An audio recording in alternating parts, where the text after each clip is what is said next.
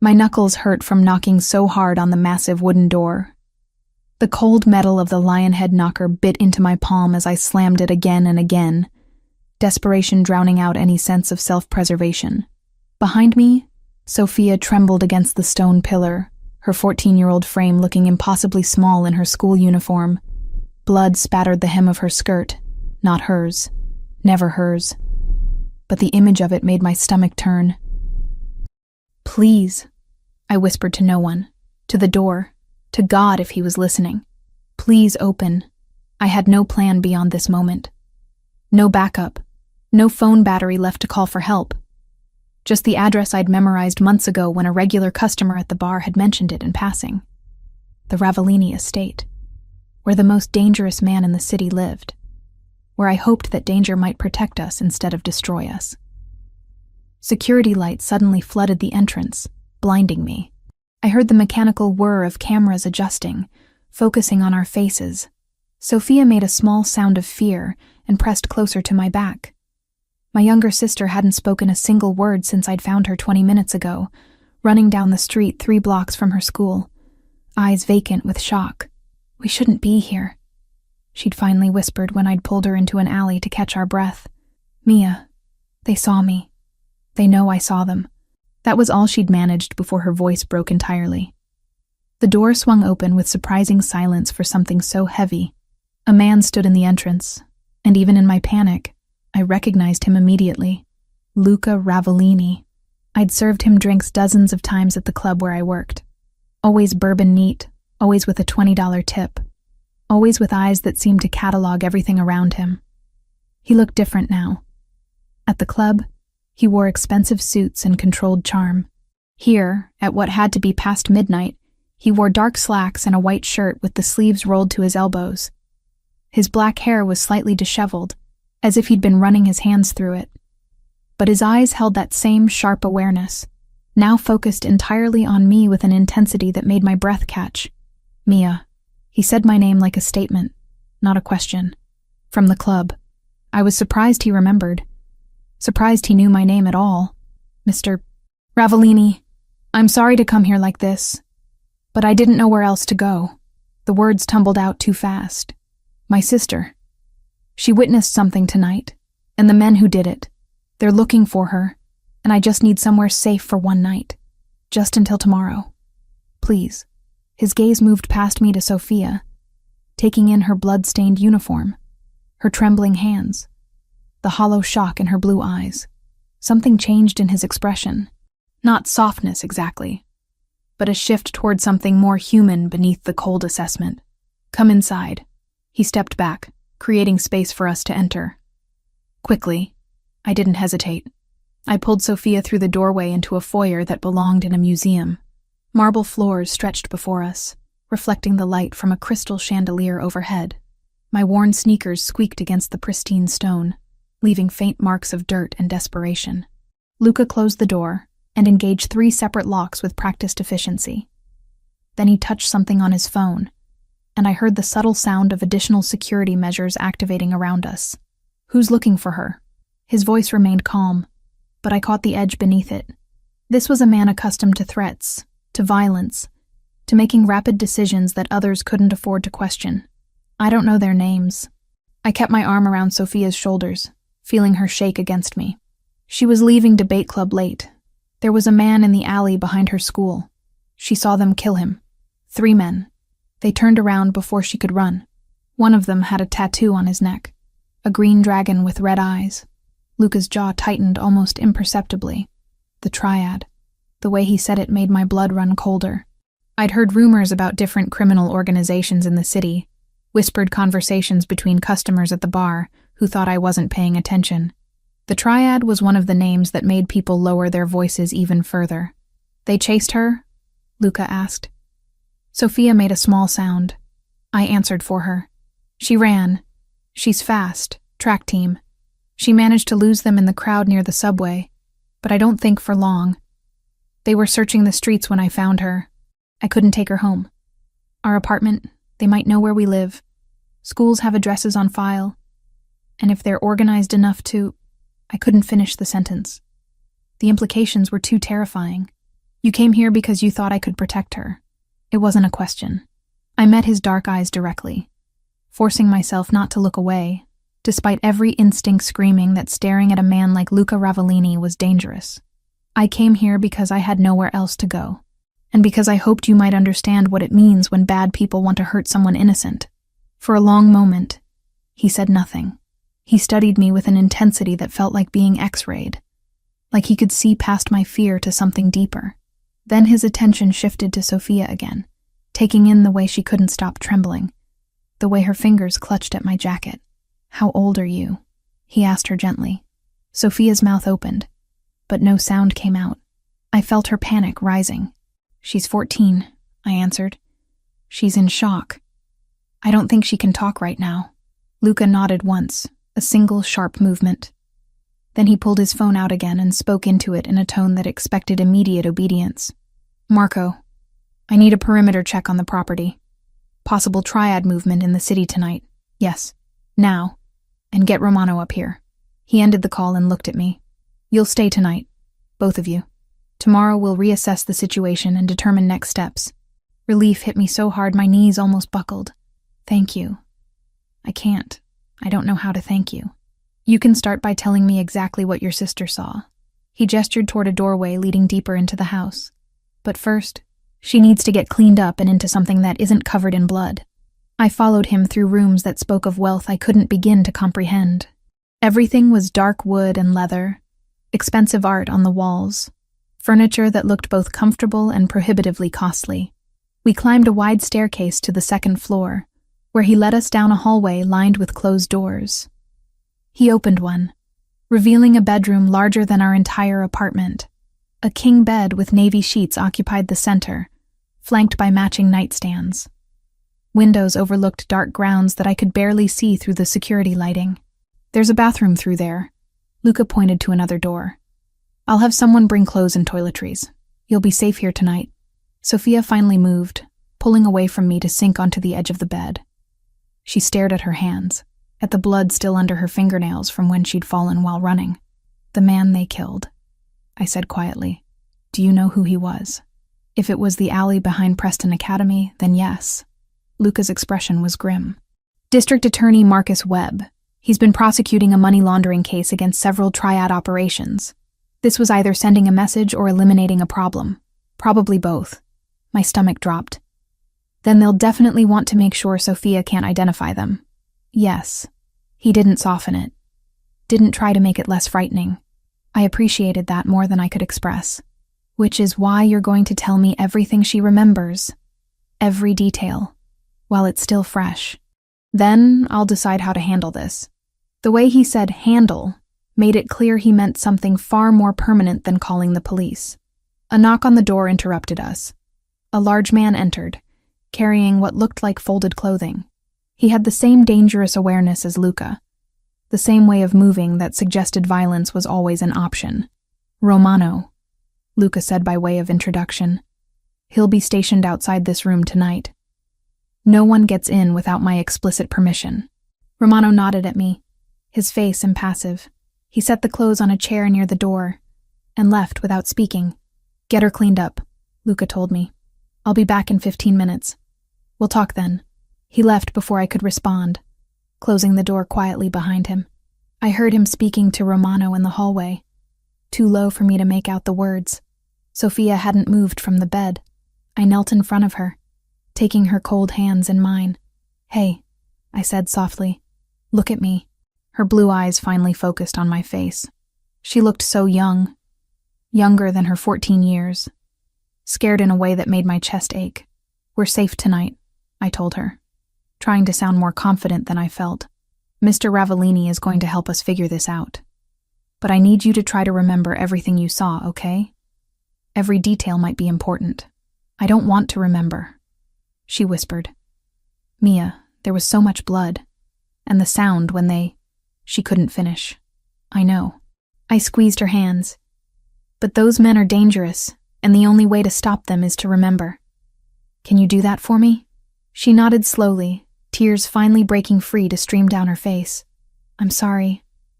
I'm so sorry I got us into this." "Don't." I pulled her into a hug, feeling her sob against my shoulder. "Don't you dare apologize. You didn't do anything wrong. They did, and we're going to make sure they pay for it." I wasn't sure I believed that. I wasn't sure of anything except that I'd just put our lives in the hands of a man whose power came from the same darkness that was now hunting my sister. But I'd made my choice when I knocked on that door. Now I had to trust that Luca Ravellini's protection was worth whatever price it would eventually cost. After getting Sophia into the shower and into clean clothes that were far too expensive for sleepwear, I heard another knock. Luca entered carrying a tray with tea and what looked like cookies. The domesticity of it seemed wrong coming from him. "She should try to eat something," he said, setting the tray on the nightstand. "Sugar helps with shock." Sophia was curled up on the bed now, wrapped in a blanket despite the room's warmth. She looked at the cookies but didn't reach for them. Luca pulled a chair closer to the bed and sat, his movements unhurried. He didn't tower over her, didn't crowd her space. Instead, he waited until she looked at him voluntarily. "My name is Luca," he said, his voice gentler than I'd heard it before. "You're Sophia, correct?" She nodded slightly. "Sophia, I need you to tell me what you saw tonight. I know it's difficult, but the men who did this need to face consequences, and the only way that happens is if we know exactly who they are. Can you help me with that?" She glanced at me. I nodded encouragingly. "There were 3 of them," Sophia began, her voice barely audible. "The man, the victim, he was already on the ground when I came around the corner. One of them was standing over him, tall, dark jacket. He was the one with the tattoo. Green dragon on his neck, going up behind his ear. The dragon's eyes were red, and it had its mouth open like it was breathing fire." Luca's attention never wavered. "Good. That's very good. What about the other 2? One was shorter, heavy build. He had a gun. The other one was wearing a suit, like he'd come from an office or something. He was the one who saw me first." She swallowed hard. "He pointed at me and said something in another language. Not Spanish, something else. Mandarin, probably," Luca supplied. "Then what happened?" "I ran. The one with the tattoo started after me, but I cut through the construction site and came out on Franklin Street. There were people there, lots of them leaving the theater. I think that's the only reason they didn't catch me immediately. Did any of them get close enough to touch you?" "No. I'm fast." A hint of pride crept into her voice before fear swallowed it again. "But they saw my face clearly, and they know I saw them." Luca leaned back slightly, processing. "The blood on your uniform. How did that happen?" "I fell when I was running through the construction site. My hands landed in... There was blood on the ground. From the victim, I think. It hadn't dried yet." The clinical way she described it broke my heart. No 14-year-old should have to speak about murder with such careful precision. "You did well," Luca told her. "The details you remembered will be useful. Now I need you to rest. Tomorrow we'll talk more about keeping you safe, but tonight, you're protected. No one can reach you here." Sophia looked at him with something close to hope. "You promise?" He met her gaze steadily. "I promise, and I don't break my promises."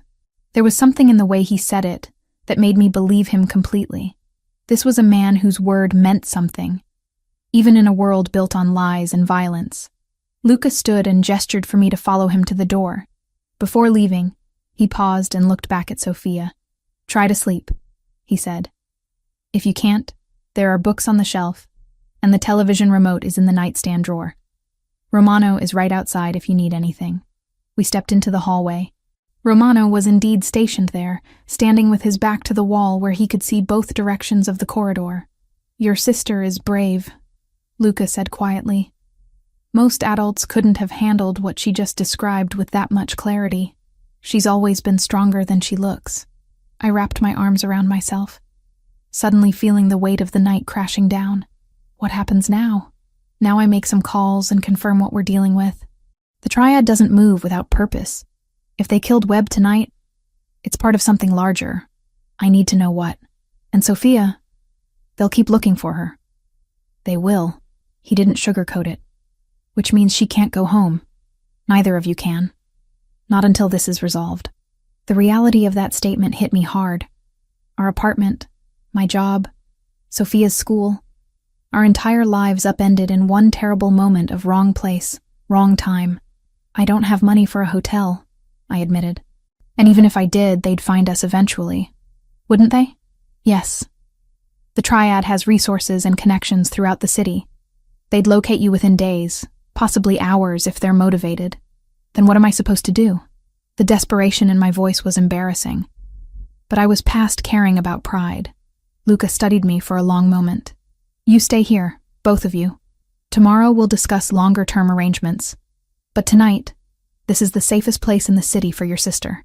I can't ask you to do that. You're not asking. I'm offering. His expression was unreadable. Get some rest, Mia. We'll talk more in the morning. He turned to leave, then paused. One more thing.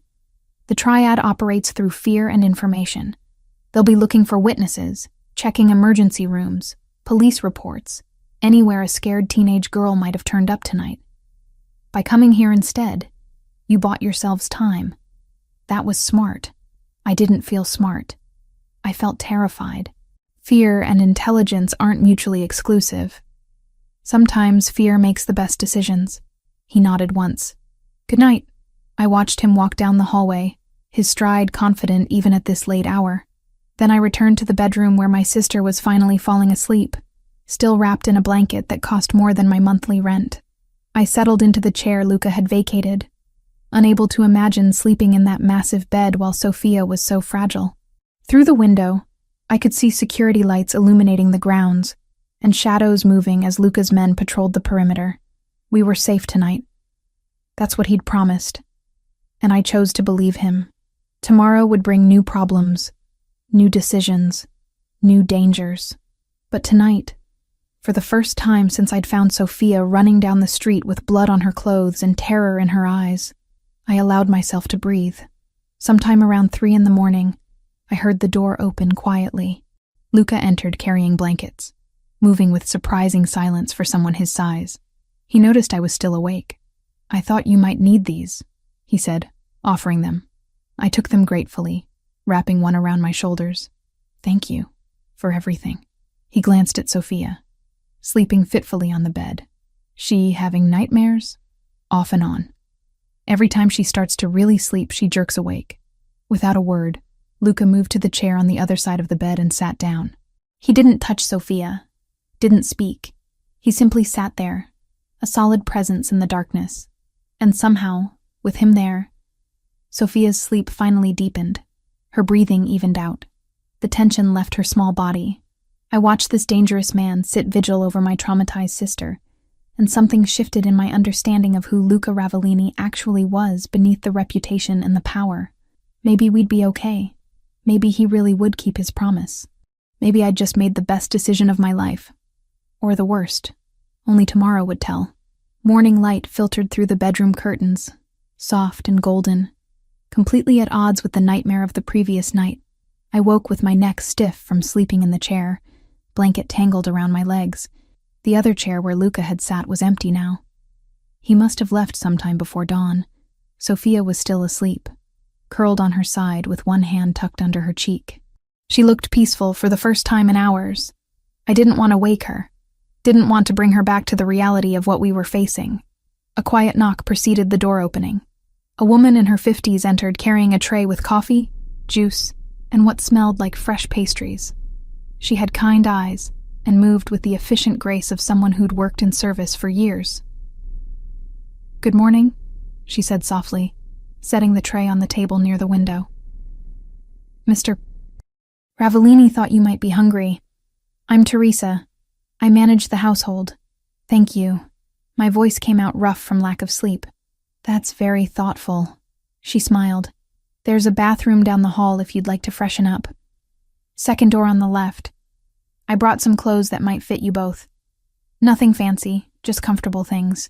I glanced at the folded items she'd placed on the dresser. Jeans, soft sweaters, undergarments still in packages.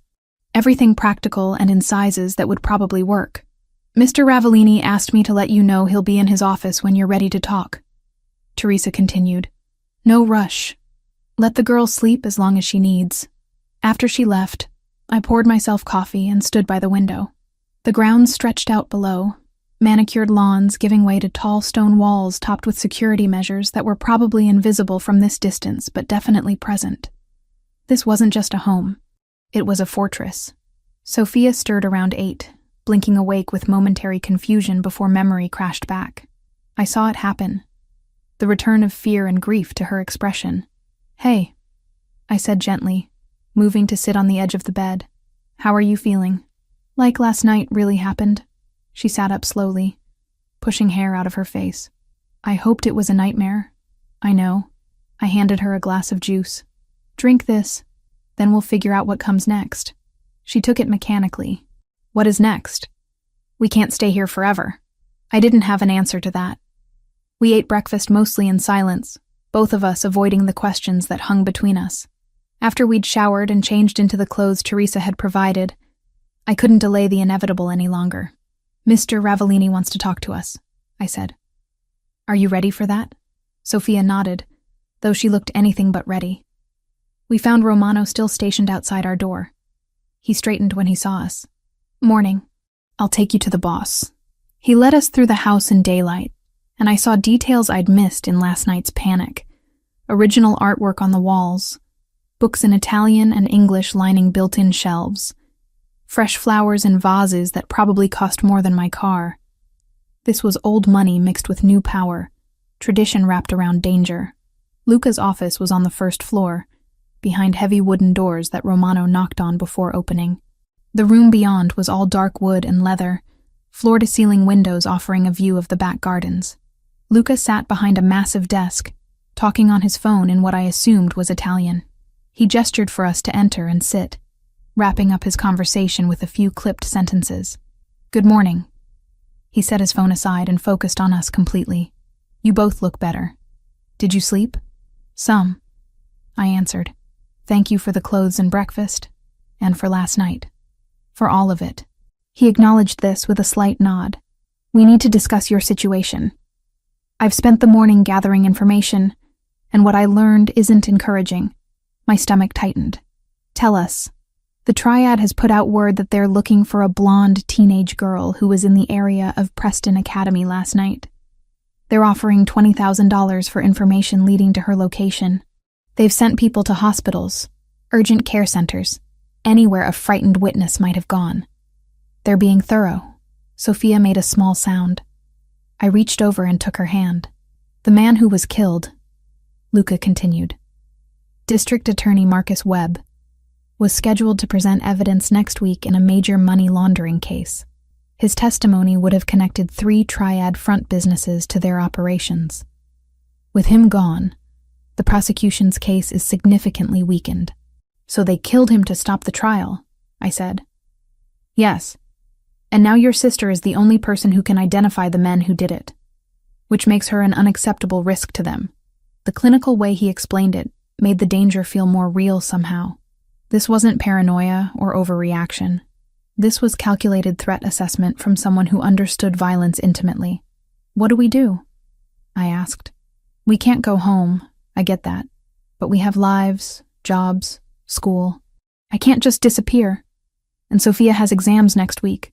Luca leaned back in his chair. "Exams are irrelevant if she's not alive to take them. Let me be clear about what you're facing.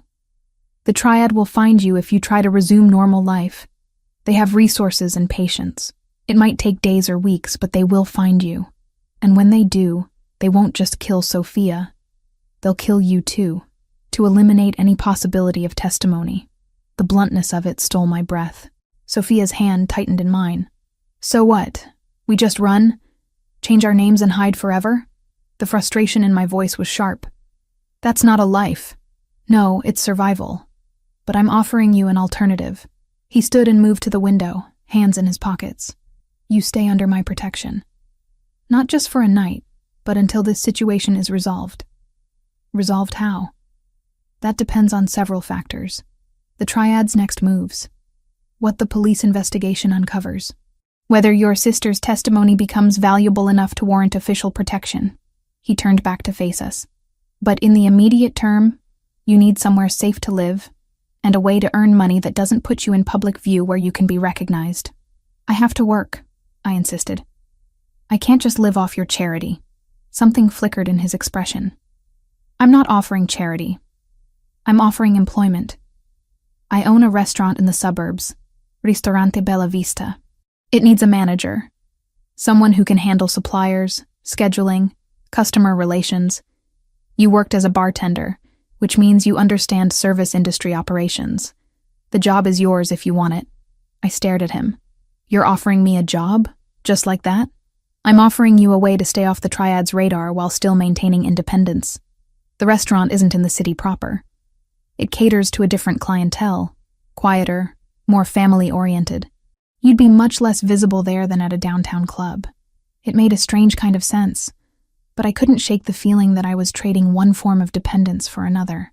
And Sophia, there's a safe house in the same area. Secure property with 24-hour security.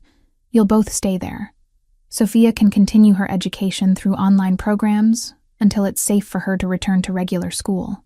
Sophia spoke up for the first time. What about my friends? My track team? I can't just disappear without anyone knowing why. Luca's expression softened slightly. I understand that's difficult, but your friends can't know where you are. The Triad will question them, threaten them if necessary. The less they know, the safer they'll be. This is insane, I said, standing abruptly. You're talking about uprooting our entire lives, moving to some safe house, hiding like criminals when we didn't do anything wrong. You're right. You didn't do anything wrong. His voice remained calm. But the Triad doesn't care about right and wrong. They care about eliminating threats. And right now, your sister is a threat to their operations and their freedom. I paced to the window, looking out at the peaceful gardens. Everything felt surreal. 24 hours ago, my biggest concern was making rent and helping Sophia study for her biology exam. Now we were discussing safe houses and hit lists. I need to think about this, I said finally. Of course. Take the day. But Mia, he waited until I looked at him. I need you to understand something. I don't make offers like this lightly. And I don't make them to people I don't believe can handle the situation. You came to my door last night because you knew it was the smart play. Don't second-guess that instinct now. Before I could respond, his phone buzzed. He glanced at it and frowned. Excuse me. I need to take this. He answered in Italian again, his tone shifting to something harder. The conversation was brief, and when he ended the call, his expression was grim. The Triad just sent someone to your apartment building. They spoke with your landlord. My blood ran cold. Did they get in? No. Your landlord told them he hadn't seen you in 2 days, which is apparently true based on your work schedule. But they left contact information and asked him to call if you returned. They know where we live. Sophia's voice was small. They've known since last night, Luca said. School records would have given them your address within hours. This confirms they're actively hunting you. I felt the walls closing in. Every option, every potential escape route was being cut off. Fine. We'll take your offer. The safe house, the job, all of it. But I need some things from our apartment. Photos, documents, my laptop. Give me a list. I'll have someone collect everything and bring it to you. You're not going back there. I can't just abandon everything we own. You can, and you will. His tone left no room for argument. Your belongings are replaceable. You and your sister are not. I wanted to fight him on it, but the rational part of my brain knew he was right. Going back to the apartment would be suicide. There's something else you should know, Luca said. I'm having my people reach out to contacts in the police department. There's a prosecutor who might be interested in Sophia's testimony. If we can arrange official protection through the district attorney's office, it would give you more options long term. You have contacts in the DA's office? I shouldn't have been surprised. I have contacts everywhere. Some owe me favors. This is how the city works, Mia. Power is built on relationships and leverage. It was a glimpse into his world. And I wasn't sure I wanted to see more, but I was already in it now, whether I wanted to be or not. Teresa appeared at the door. Sir, the car is ready. Luca nodded. Thank you. To us, he said. I'm having you move to the safe house this morning. You'll have privacy, security, and everything you need. Tomorrow we'll discuss the restaurant position in more detail. Everything was moving so fast. Too fast. But when I looked at Sophia, saw the fear still present in her eyes, I knew we didn't have the luxury of time. Okay, I agreed quietly. We'll go. The safe house turned out to be a modest 2-story home in a residential neighborhood 40 minutes outside the city. Nothing about it screamed security, but I noticed the reinforced windows, the subtle cameras, the way the 2 men who arrived before us did a thorough sweep before allowing us inside. The interior was comfortable without being ostentatious. Furnished living room, updated kitchen, 3 bedrooms upstairs. Someone had stocked the refrigerator and pantries with groceries. Fresh flowers sat on the dining table. It's nice, Sophia said, exploring the space with cautious curiosity. Weird, but nice. I understood what she meant. It felt temporary and permanent at the same time. A place to exist, but not to live. One of the security guards, a quiet man named Vincent, explained the protocols. Don't open the door for anyone we didn't recognize. Keep the curtains closed after dark. If we needed anything, call the number programmed into the phones they provided. After they left, Sophia and I stood in the kitchen, both of us at a loss for what to do next. Are we really going to stay here? She asked. For now, until we figure out something better. What if there isn't anything better? What if this is just our life now? I didn't have an answer that wouldn't sound like a lie. That evening, Luca arrived with boxes containing our belongings from the apartment. I hadn't expected him to bring them personally, had assumed he'd send someone. But he carried in 3 boxes himself, setting them carefully in the living room. Everything on your list, he said. Plus some additional items I thought you might want. Photo albums, your sister's track medals, things like that. I opened the top box and found my mother's jewelry case, the one piece of her I'd kept after she died. I hadn't even thought to put it on the list. How did you know? My voice came out thick. Teresa helped identify what might be important.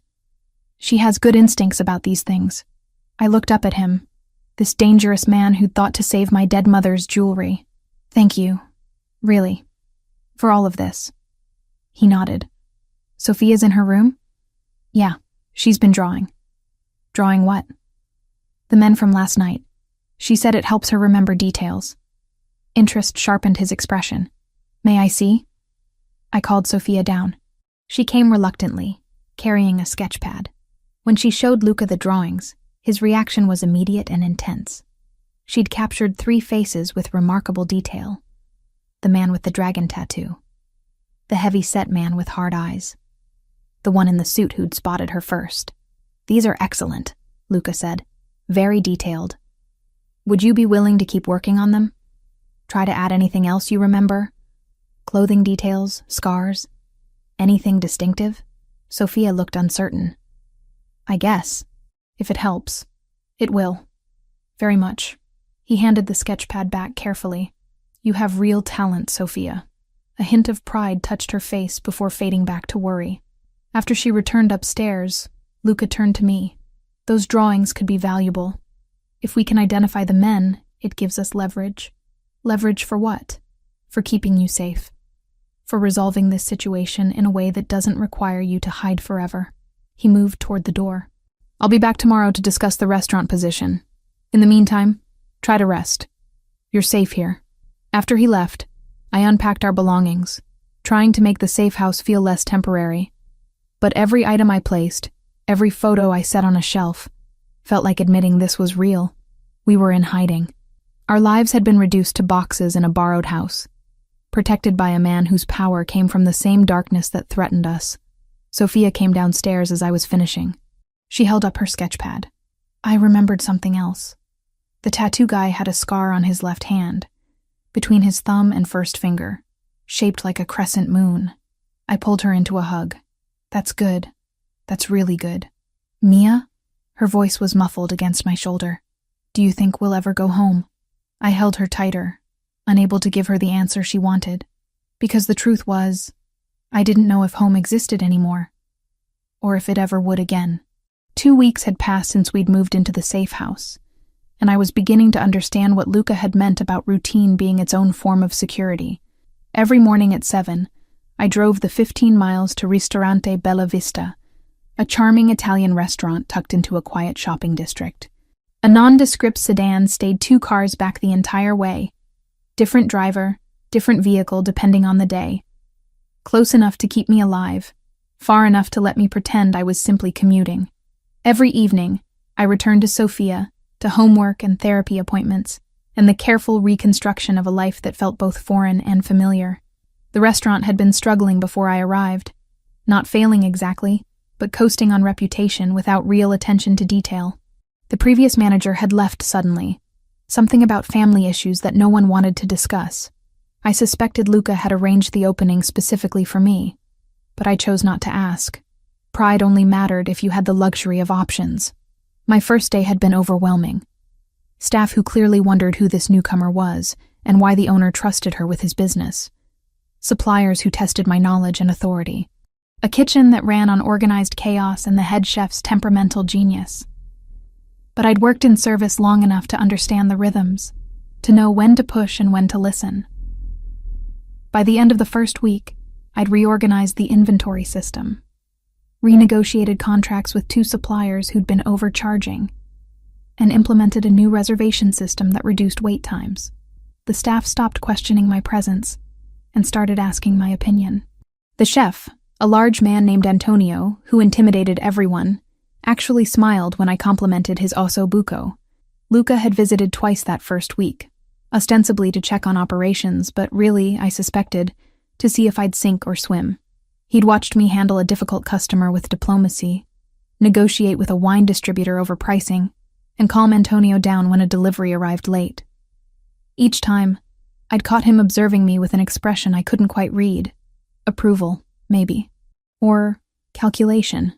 "You're good at this," he'd said after the second visit, standing in the office as I reviewed the week's numbers.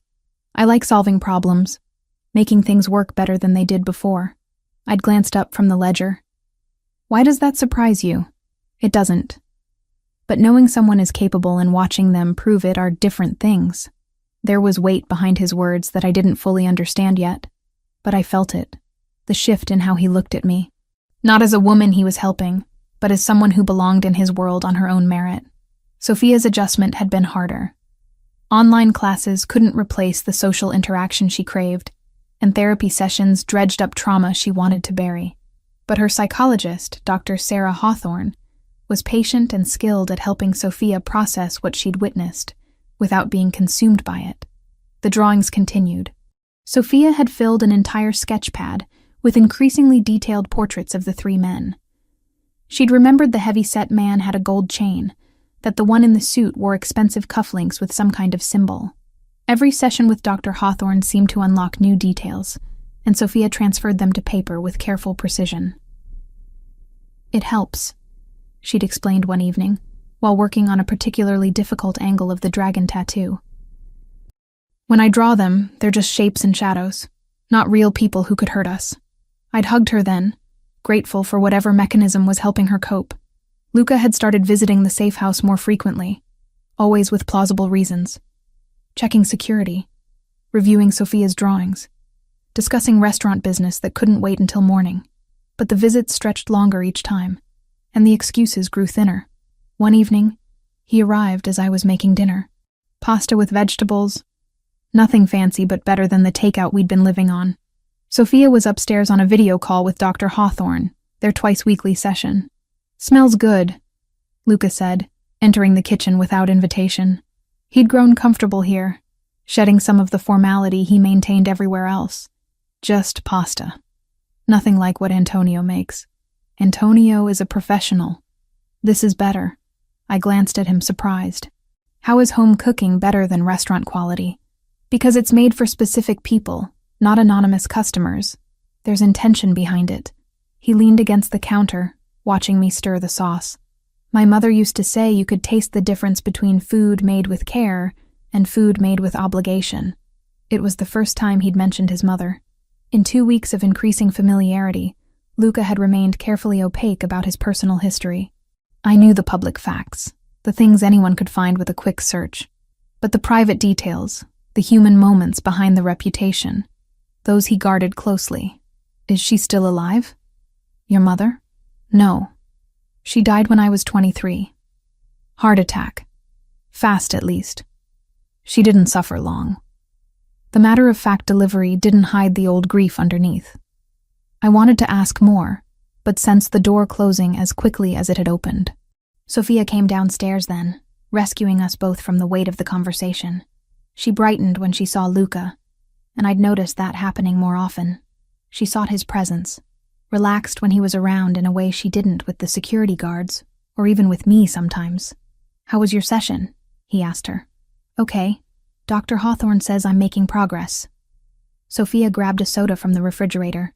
"She thinks the drawings are helping with processing, which is good because I remembered something else today." "What did you remember?" "The guy in the suit. He had a watch. Really expensive looking, with a black face and gold hands. And there were marks on it, scratches, like he'd worn it a long time." Luca's attention sharpened. "That's excellent detail, Sophia. Can you add it to the drawing?" "Already did." She pulled out her phone and showed him a photo of the updated sketch. He studied it carefully. "May I send this to someone?" Sophia looked uncertain. "Who?" "A contact who might be able to identify these men based on the details you've provided. The more we know about who they are, the better we can protect you." She glanced at me. I nodded, and she agreed. Luca immediately forwarded the image, typing a message I couldn't see. Dinner was surprisingly comfortable. We ate at the kitchen table, conversation flowing easily between updates about Sophia's schoolwork, funny stories about restaurant customers, and Luca's dry observations about city politics. It felt almost normal, like we were a family instead of 3 people thrown together by violence and necessity. After dinner, Sophia disappeared upstairs to work on homework, leaving Luca and me to handle dishes. I washed while he dried, falling into an easy rhythm that suggested we'd done this dozens of times instead of just once before. "She's doing better," he observed, putting away a plate. "Less fearful than 2 weeks ago. The routine helps." And feeling safe, I handed him another dish, our fingers brushing briefly. The contact sent an unexpected warmth up my arm. "You're good with her, patient." I didn't expect that. "Why not?" "Because patient isn't exactly the adjective people use to describe you." He smiled slightly. "People see what I want them to see. Power requires a certain reputation. And what do you want me to see?" The question came out before I could stop it. Too personal, too direct. But Luca didn't deflect. He set down the towel and turned to face me fully. "The truth, whatever that means." We stood close in the small kitchen, the air between us suddenly charged with awareness I'd been trying to ignore. He was an attractive man, that was undeniable. But attraction felt dangerous when combined with dependence, with the power imbalance that defined our situation. "Mia," he said quietly, "I need to tell you something." Whatever he'd been about to say was cut off by his phone buzzing insistently. He checked it, and his expression went cold. Motion sensors on the north perimeter. "Someone's approaching the property." Fear spiked through me. "The triad?" "I don't know yet, but we're not taking chances." He was already moving, making calls in rapid succession. "Vincent, Romano, get here now. Full alert." Within seconds, the house security system activated with a soft chime. Luca grabbed my arm and pulled me toward the hallway. "Get Sophia. Safe room now." I ran upstairs, my heart hammering. Sophia looked up from her homework, immediately reading the alarm on my face. "What's wrong?" "Someone's outside. We need to go to the safe room." We'd been shown the safe room on our first day but never expected to use it. Located behind a false panel in the master bedroom closet, it was a small reinforced space with its own ventilation, phone line, and emergency supplies. Sophia didn't argue, didn't ask questions. We moved fast, and I was grateful for every track practice that had taught her to respond quickly under pressure. I heard Luca's voice downstairs, calm but commanding, issuing orders I couldn't quite make out. The safe room was cramped, just large enough for 2 people to sit comfortably. A small monitor showed feeds from the exterior security cameras. I watched grainy black and white images of men moving along the perimeter fence, testing for weaknesses. "How many?" Sophia whispered. I counted. 3 that I can see. On the monitor, I watched Luca exit the house through the back door, moving with lethal purpose. Romano and Vincent appeared from different directions, converging on the intruder's position with military precision. What happened next was fast and brutal. The intruders realized they'd been made and tried to retreat, but Luca's men cut off their escape routes.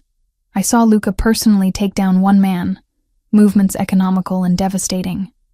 No wasted energy, no hesitation. This was violence as a tool, wielded by someone who'd mastered it completely. Sophia pressed against my side, watching the screen with wide eyes. Is he going to kill them? I don't know, but we both saw Luca grab one man by the collar and drag him toward better light. He spoke to him, too far from cameras for audio, his posture aggressive but controlled. The man nodded frantically, clearly answering questions. After several minutes, Luca made a gesture, and Romano secured all 3 intruders with zip ties. Then Luca pulled out his phone and made a call. Within 20 minutes, 2 unmarked vans arrived. The men were loaded inside and driven away. Just like that, the threat was neutralized and removed. Luca's voice came through the intercom. Mia, Sophia, it's clear. You can come out. We emerged from the safe room on shaky legs. Luca met us at the bottom of the stairs. He had blood on his knuckles and a rip in his shirt, but otherwise looked unaffected by what had just happened. Are you hurt? I asked, reaching for his hand before thinking better of it. No. Minor. He pulled his hand back, not rejecting the gesture but keeping distance. The men were triad scouts. They were checking properties in the area, looking for signs of occupation that matched your profile. How did they find us? They didn't specifically. They're doing systematic searches of any property connected to people they know I do business with. It was only a matter of time before they checked here. Sophia's voice was small. So we're not safe even here. You're safe because we caught them before they confirmed anything, and now they won't be reporting back. Something dark flickered in his expression. Ever. I understood what he wasn't saying. Those men wouldn't be found alive. The thought should have horrified me. Instead, I felt only relief that the threat had been eliminated. We can't stay here, I said. If they found this place, others will come. You're moving. Tonight. I have another property, more secure, on my estate grounds. You'll be there until I arrange something more permanent. Your estate? You mean the mansion where we first came? Yes. There's a guest house, separate from the main residence but within the secured perimeter. No one gets through that security without me knowing. It meant being closer to him, seeing him daily instead of during occasional visits. Part of me wanted that more than was probably wise. The other part recognized the danger in proximity to someone whose pull I was already struggling to resist. Okay, I agreed. We'll move. Luca nodded once. Pack what you need tonight. Everything else can be collected tomorrow. I'm not leaving you here while they clean up. By they, I assumed he meant his people removing any evidence that we'd been here, eliminating the trail that had almost gotten us killed. As Sophia went upstairs to gather her things, Luca caught my arm. I'm sorry. I thought this location was secure. You couldn't have known they'd do systematic searches. I should have anticipated it. That's my job, anticipating threats before they materialize. His jaw was tight with what looked like self-recrimination. This won't happen again. Luca. I waited until he looked at me. You saved us. Again. Whatever you were going to say before, in the kitchen, I want to hear it. When this is over, when we're settled wherever we're going, I want to know what you were going to tell me. Something shifted in his eyes, warmth breaking through the cold calculation. When we're settled. I promise. An hour later, we drove through the night toward Luca's estate, our belongings hastily packed, our temporary home already being erased behind us. Sophia fell asleep in the back seat, exhausted by fear and adrenaline crash. Luca drove in silence, his attention split between the road and periodic checks of his mirrors, making sure we weren't followed, always protecting, always vigilant. I watched the city lights give way to suburban darkness and wondered what I'd really agreed to by accepting his help. Safety, yes, but also deeper entanglement in his world, in his life, in whatever this thing was growing between us. The guest house turned out to be more than I'd expected. A small cottage tucked into manicured grounds, close enough to the main house to share security, but far enough for privacy. 2 bedrooms, a full kitchen, comfortable furniture that looked recently updated. Get some sleep, Luca said as he helped carry our bags inside. Tomorrow we'll discuss next steps. But before he could leave, I caught his hand. the same hand that had blood on it an hour ago. His knuckles were split but already cleaned, probably while I was packing. "Thank you," I said simply, "for everything." He looked at our joined hands, then at my face. Whatever he saw there made his expression soften. "You're welcome, Mia. Now lock the door behind me and try to rest." After he left, I stood at the window and watched his silhouette return to the main house. Watched the lights come on in what I assumed was his office. Watched him pace past the windows, phone to his ear, still working, still managing threats even at this late hour. Sophia appeared beside me, rubbing sleep from her eyes. Is he always like this? Taking care of everyone else? I think so. I think that's who he is under everything else. I like him, she said simply. I feel safe when he's around. Me too, I admitted. And that, more than the violence or the danger or the complete upheaval of our lives, was what scared me most. Because safety with someone like Luca Ravellini came at a price I wasn't sure I was ready to pay. 1 month into our new life on Luca's estate, I'd stopped looking over my shoulder every few minutes. The constant vigilance that had defined our first weeks was giving way to something that almost resembled normalcy. Almost. The guest cottage had become home in ways I hadn't expected. Sophia decorated her room with posters and fairy lights, creating teenage sanctuary within our protected bubble.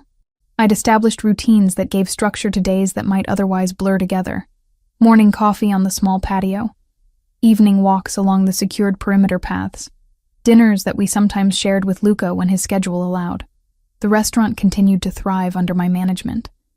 Revenue was up 18% from the previous month, and Antonio had started calling me his secret weapon with suppliers. I'd discovered I had a knack for this work, for seeing potential improvements and implementing them efficiently. It wasn't the career I'd imagined, but it was mine in a way nothing else had been. Sophia had thrown herself into her drawings with renewed focus. What had started as trauma processing had evolved into something more purposeful. She understood now that her sketches were evidence, potentially powerful enough to bring down dangerous men. That responsibility seemed to motivate rather than frighten her. On a Thursday afternoon, she burst into the cottage after her therapy session, eyes bright with accomplishment. "I finished them," she announced, spreading 3 detailed portraits across the kitchen table. "Dr. Hawthorne says these are as accurate as I can make them without seeing the men again, which I never want to do." I studied the drawings. They were remarkable, capturing not just features but essence. The dragon tattoo man's cold calculation, the heavy-set enforcer's brutality, the suited one's careful intelligence. Sophia had rendered them in graphite with shadows that made them feel 3-dimensional, alive in disturbing ways. "These are incredible," I told her honestly. "Have you shown Luca yet? I was hoping we could bring them to him together. Is that okay?" We walked to the main house through gardens that were starting to show autumn colors.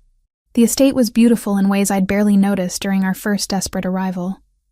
Old trees lined manicured paths. Stone fountains created ambient sound that was surprisingly calming. This was wealth that had accumulated over generations, not the flashy displays of new money. Teresa let us in with her usual warm greeting. We found Luca in his study, reviewing documents that he immediately turned face down when we entered. Some things weren't meant for civilian eyes. "Sophia has something to show you," I said. She handed him the completed portraits with visible pride.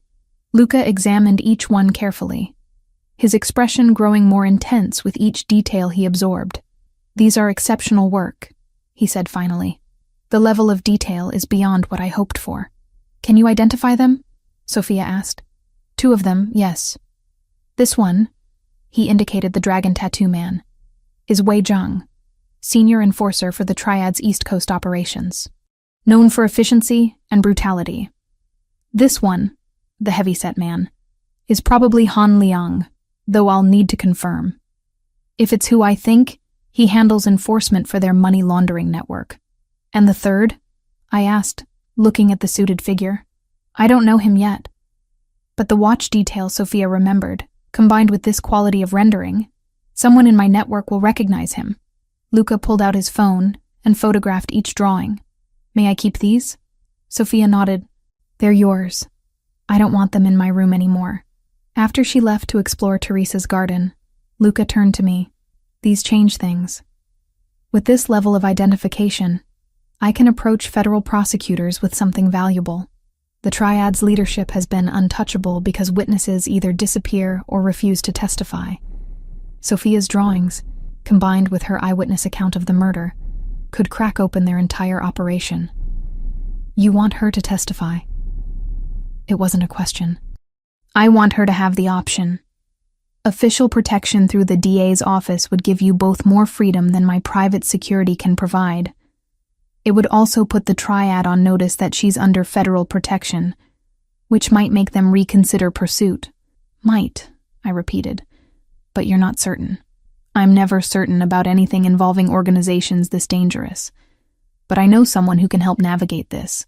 Thomas Reeves, a federal prosecutor who owes me a significant favor. He's one of the few in that office who isn't compromised by money or intimidation. The way he said it suggested he knew exactly who was compromised, and by what. The depth of his intelligence network was sometimes staggering. When can you meet with him? I asked. Tomorrow night, after hours at the restaurant. Somewhere public but private enough for sensitive conversation. He won't come here, and I won't go to his office. Neutral ground. I want to be there. Luca frowned. That's not necessary. This is a negotiation between federal authorities and someone with information to trade. You don't need to be involved in those details. She's my sister. My responsibility. I'm involved in every detail. I kept my voice level but firm. You've protected us, employed me, given us safety we couldn't have found anywhere else. I'm grateful for that, but I won't be sidelined when decisions are being made about Sophia's future. Something flickered in his eyes. Respect, maybe, or recognition that I wasn't the frightened woman who'd knocked on his door a month ago. All right, he agreed. Tomorrow night, 8 o'clock. Wear something professional. Reeves needs to see Sophia's guardian as competent and credible, not someone who can be dismissed or intimidated. The next evening, I dressed carefully in clothes I'd purchased with my first restaurant paycheck. A charcoal suit that fit well, burgundy blouse underneath, low heels. Professional without trying too hard. When I came downstairs, Sophia whistled appreciatively. You look like someone important, she said. I am someone important.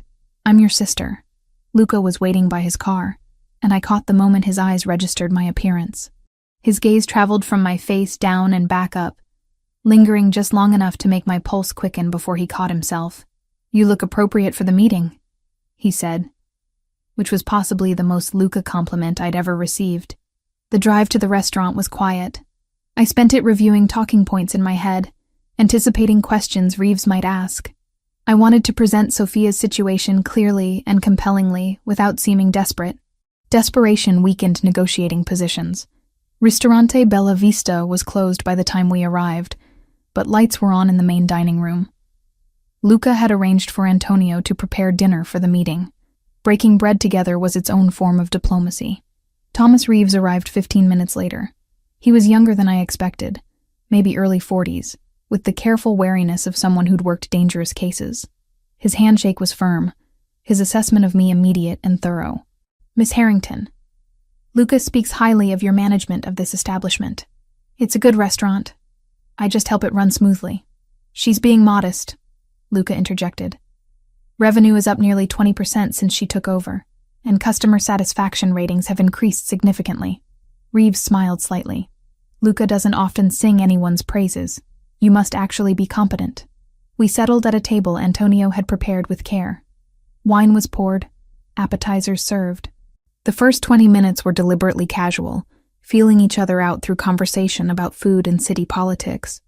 Only after main courses arrived did Reeves shift to business.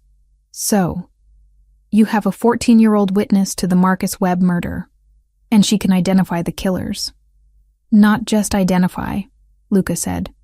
She's rendered detailed portraits based on photographic memory. We've already confirmed 2 of the 3 subjects as senior triad enforcers.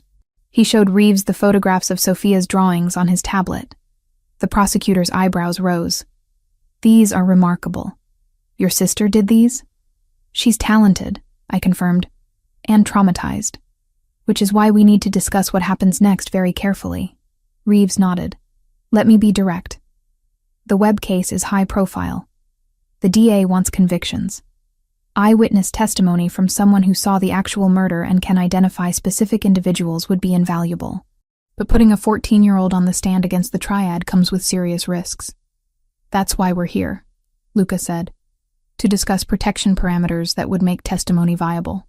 Standard witness protection would involve relocation, new identities, federal marshals. Not acceptable, I said immediately. Both men looked at me. Ripping Sophia away from everything she knows, creating a false identity, moving to some random city where she has no support system. She's already traumatized. That would destroy her.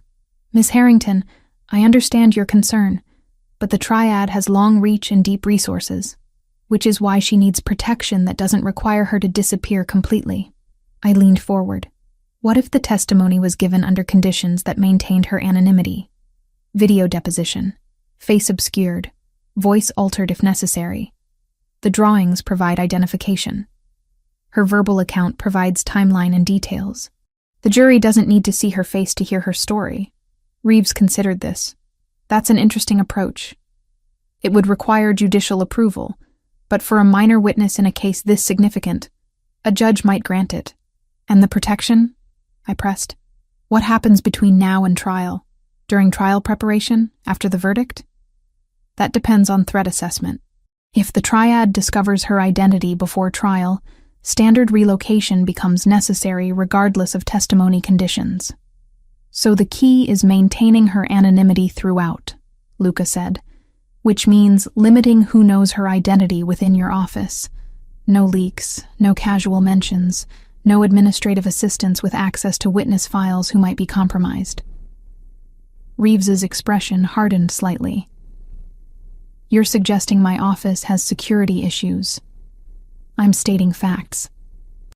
The triad has purchased influence throughout city government. Assuming your office is immune would be naive. Tension crackled between them until I interrupted. What if we establish clear protocols? Sophia's identity is known only to you and one other senior prosecutor you trust completely. All documentation refers to her as Witness J or similar designation. Interview preparation happens off-site at secure locations. And if there's any indication of leak or compromise, we pull her from the process immediately. You'd walk away from federal protection? Reeves asked. If it meant keeping my sister safe? Absolutely. Something in my tone made him reassess. You're not the typical terrified witness seeking help. You're negotiating terms. Because I understand that you need Sophia's testimony as much as we need your protection. That makes this a negotiation, not a favor. Luca's hand found mine under the table, squeezing briefly. Approval, support, something that sent warmth through me despite the tension of the moment. Reeves sat back, considering. All right, here's what I can offer. Anonymity protocols as you suggested, with witness identity restricted to myself and the lead prosecutor. Video deposition with identity protection approved by the judge. Federal protection during preparation and trial period, but private security supplementing our measures if you prefer. After conviction, we reassess based on threat level. And if threat level remains high indefinitely? I asked. Then we discuss long-term options. But Miss Harrington, I'll be honest. The triad's leadership is aging out. Younger generation wants legitimacy, distance from street violence. Successful prosecution of Webb's murder could fracture their organization, reduce their operational capacity significantly. Your sister's testimony might actually end the threat, rather than extend it. It was the most hopeful thing I'd heard since this nightmare began. I looked at Luca, reading agreement in his subtle nod. Okay, I said. We'll cooperate, with the conditions we discussed. I'll need to speak with Sophia directly at some point. Assess her as a witness. Prepare her for what testimony involves. That can be arranged, Luca said. Through my people, at secure locations. No documentation of meetings goes through official channels until absolutely necessary. They shook hands on it, sealing agreements that would shape the next months of our lives. After Reeves left, Luca and I remained at the table. Antonio had discreetly disappeared into the kitchen, giving us privacy. You were impressive tonight, Luca said. Reeves is notoriously difficult to negotiate with. You held your own. I had motivation. Sophia's safety isn't negotiable. Still, most people fold under pressure from federal prosecutors. You pushed back intelligently, proposed solutions instead of just resisting his terms. That takes confidence and strategic thinking. The praise warmed me more than it should have. I've been watching you work, learning how you navigate complicated situations. Is that what you've been doing? Watching me? There was something in his tone, an edge of awareness that made my breath catch. We were alone in the restaurant. Dim lighting creating intimacy the space didn't usually possess. The air between us felt charged suddenly, heavy with things unspoken. I noticed things, I admitted. How you handle people, how you assess situations, how you make decisions that balance immediate needs against long-term consequences. And what else do you notice, Mia? He'd moved closer without me realizing, or maybe I'd leaned in. The table between us felt like insufficient barrier against whatever was building in the space we occupied. I noticed that you care, I said quietly. Despite the reputation, despite the violence, despite everything people fear about you, you care about protecting people who matter to you. You care about doing things right, even when right is complicated. You matter to me. The statement was direct, unguarded. Both of you. I stopped pretending otherwise weeks ago. My heart hammered. Luca, I know. Bad timing, power dynamics, all the reasons this is complicated. He reached across the table, his fingers brushing mine. But I need you to know that how I see you has changed. You're not someone I'm helping anymore. You're someone I want in my life. The confession hung between us, weighted with possibility and danger. I should have pulled back, maintained the professional distance that kept things uncomplicated. Instead, I turned my hand over, letting our fingers interlace. I don't know how to do this, I admitted. You're my employer, Sophia's protector, the person we depend on for safety. How do I separate genuine feeling from gratitude or dependence? You don't, not completely. But Mia, I've been where you are. I know what it's like to question whether emotion is real or circumstantial. After my wife died, I thought I'd never feel anything genuine again. The revelation stopped me cold. You were married? For 6 years. She died 8 years ago. Car accident. Drunk driver ran a red light. His voice was matter of fact, but pain edged every word. I loved her completely. When she died, I locked that part of myself away. Safer not to feel, not to risk that kind of loss again. Until now? The question was barely a whisper. Until you knocked on my door at midnight with your terrified sister and your desperate courage. Until you proved yourself capable and intelligent and unwilling to be diminished by circumstance. Until I started finding excuses to visit, just to see you. We were standing now. Though I didn't remember moving, the table no longer separated us. Luca's hand came up to brush hair from my face, his touch gentle despite the violence I knew those hands capable of. This is a bad idea, I said, even as I leaned into his touch. Probably. His thumb traced my cheekbone. Tell me to stop. I should have. Every rational thought screamed that this complicated everything, put emotion into a situation that needed clarity. But rationality had nothing to do with the pull I felt toward him, the way my body responded to his proximity. He leaned in slowly, giving me time to pull away. His breath warm against my lips. Another second, and the space between us would disappear completely. I stepped back. The loss of contact was physically painful, but necessary. Luca's hand dropped immediately, respect overriding desire. I can't, I said, voice shaking. Not like this. Not when there's so much power imbalance between us. Not when I don't know if what I feel is real, or just reaction to everything you've done for us. I understand. His voice was rough but accepting. I shouldn't have pushed. You didn't push. I wanted it too. That's the problem. I wrapped my arms around myself. Luca, you employ me. You protect Sophia. We live in your house, eat food you provide, exist in safety you maintain. How do I know I'm making choices freely when you control so much of my life? The stark honesty of it settled between us. He nodded slowly. You're right. I didn't see it that way, but you're right. He stepped back further, creating physical distance. I'm sorry.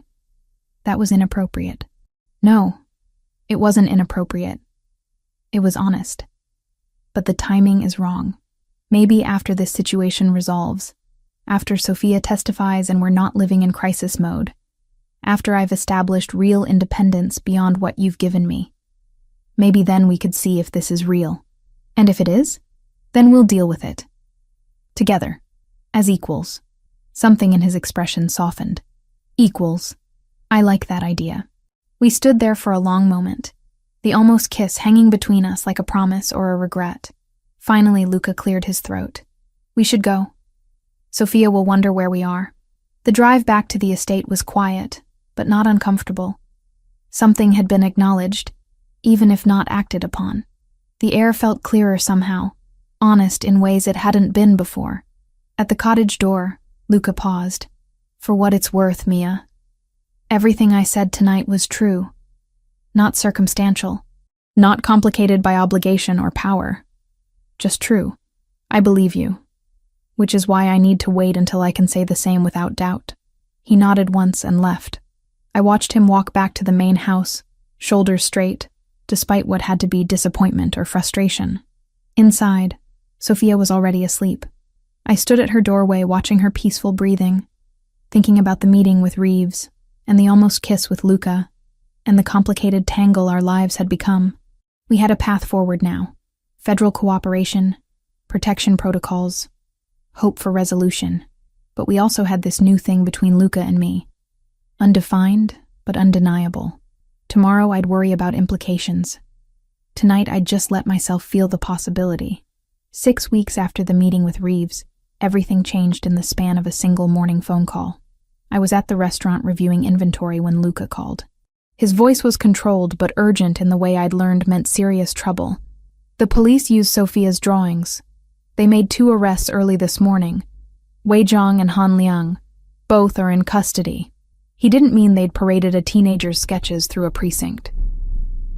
Reeves had his people extract only the identifiers, the tattoos, the scars, the expensive watch, then built the warrants on surveillance and sources already in motion. Sophia's name never touched a report. The drawings stayed locked away, useful only as a map in the right hands. I gripped the phone tighter. That's good news, right? Yes and no. The third man escaped, and now the triad knows someone provided detailed identification that led to the arrests. They'll be looking for retaliation. My stomach dropped. Against Sophia? Against me. You and Sophia are under my protection, which makes me the target. They'll try to hit my operations, my people, anything that weakens my position. I'm moving you both tonight. Not the cottage. Somewhere more secure. Where? There's a reinforced space within the main house. It was built as a panic room originally, but I had it expanded years ago. Separate living quarters, self-contained systems. You'll be safer there than anywhere else while this plays out. The idea of moving into Luca's house, living in even closer proximity, sent conflicting emotions through me. We'd maintained careful distance since the almost kiss at the restaurant. Professional interactions, polite conversations when he visited Sophia, nothing that acknowledged the tension that still hummed between us whenever we occupied the same space. How long? I asked. Until the triad makes their move and I respond. Could be days, could be weeks. That evening, Romano and Vincent escorted us to the main house with our essential belongings. The bunker entrance was concealed behind a bookshelf in Luca's private study. The space beyond was far more comfortable than I'd anticipated. 2 bedrooms, a full bathroom, small kitchen area, and a living room with comfortable furniture. Monitors showed security feeds from around the estate. Emergency supplies lined one wall. It's like a fancy underground apartment, Sophia observed, exploring with cautious interest. It's a fortress, Luca corrected, entering behind us. Nothing gets through the estate security, and even if it did, this space is designed to withstand assault for extended periods.